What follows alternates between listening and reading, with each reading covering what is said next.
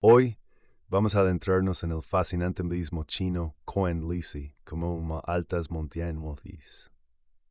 Esta expresión idiomática se utiliza a menudo para ofrecer una amistad profunda y comprensiva.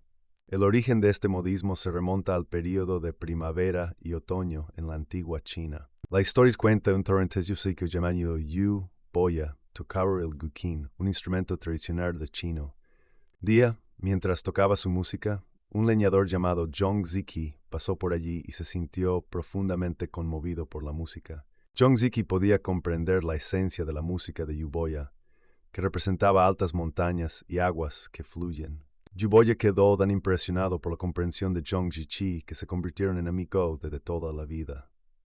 Sin vida y más un beneficiado profundo de un emprende pensamientos y sentimientos líder.